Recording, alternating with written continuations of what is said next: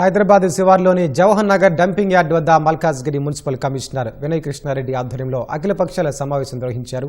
కార్యక్రమంలో ఎంపీ ఈటెల, మాజీ మంత్రి మల్లారెడ్డి, రాంకీ సంస్థ ప్రతినిధులు పాల్గొన్నారు. దీనికి సంబంధించిన మరింత సమాచారం మా ప్రతినిధి శివరామకృష్ణ అందిస్తారు.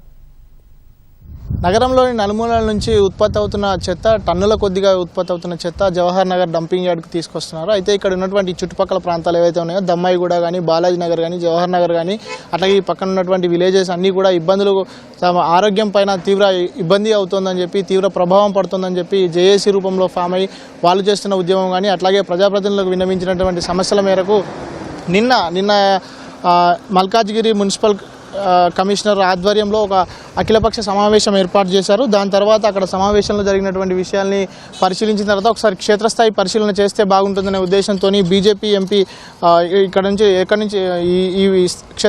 నుంచి ప్రాతినిధ్యం వహిస్తున్నటువంటి బీజేపీ ఎంపీ ఈటెల రాజేందర్తో పాటు మాజీ మంత్రి మల్లారెడ్డి, అట్లాగే డీసీసీ చైర్మన్ వజ్రేష్ యాదవ్ సహా మిగతా నాయకులు మున్సిపల్ కమిషనర్ ఆధ్వర్యంలో ఇక్కడ భేటీ అయ్యారు ఈరోజు. అయితే ఇక్కడ జరుగుతున్నటువంటి సమస్యలన్నీ కూడా వాళ్ళు చర్చించారు. అయితే ఈ డంపింగ్ యార్డ్ని నిర్వహిస్తున్నటువంటి రామ్కీ ప్లాంట్ ఏదైతే ఉందో అది అంటే దాదాపుగా ఇక్కడ ప్రతిరోజు దాదాపుగా 10 నుంచి 12,000 మెట్రిక్ టన్నుల చెత్త ఇక్కడ పోగవుతుంది.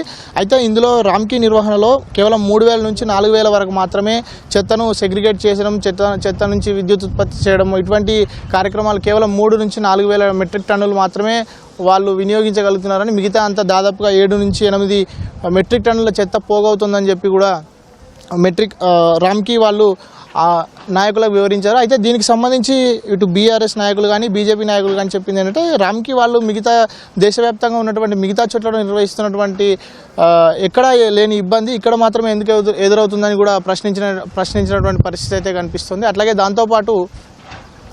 దాంతోపాటు చూస్తే కనుక ఈ ప్రాంతంలో చాలా ఇబ్బందులు తలెత్తుతున్నాయని చెప్పి జేఏసీ వాళ్ళు కూడా చెప్పినటువంటి పరిస్థితి అయితే కనిపిస్తుంది. అయితే కాలిఫోర్నియాకి సంబంధించినటువంటి ఒక సంస్థ చేసిన పరిశోధనలో దాదాపుగా ఇక్కడ 5.9 metric ton methane 5.9 metric tons of methane 1 అవర్కి ఉత్పత్తి అవుతుందని, దానివల్ల ఇక్కడ ఉన్నటువంటి చుట్టుపక్కల ఉన్నటువంటి ప్రజలకు ఆరోగ్యం పూర్తిగా దెబ్బతినేటువంటి అవకాశం ఉందని చెప్పి కూడా జేఏసీ నాయకులు ఈ మన ప్రజాప్రతినిధుల దృష్టికి కూడా తీసుకొచ్చినటువంటి పరిస్థితి అయితే కనిపిస్తుంది. అయితే దీనిపై సోమవారం వరకు పూర్తిగా స్టడీ చేసి సోమవారం వరకు ఒక నివేదిక అందజేసి దాన్ని ప్రభుత్వం వద్దకు తీసుకెళ్లాలని చెప్పి, అట్లాగే ముఖ్యమంత్రి కూడా దీనిపై స్పందించేందుకు సంసిద్ధంగా ఉన్నారని, అట్లాగే దీనికి శాశ్వత పరిష్కారం చూపించే విధంగా అందరం మూకుమ్మడిగా సమిష్టిగా పోరాటం చేస్తామని చెప్పి కూడా ఇప్పటికీ నాయకులు, అట్లాగే జేఏసీ వాళ్ళు, అట్లాగే ఇక్కడికి హాజరైనటువంటి ప్రజలు కూడా చెప్తున్నటువంటి పరిస్థితి అయితే కనిపిస్తోంది.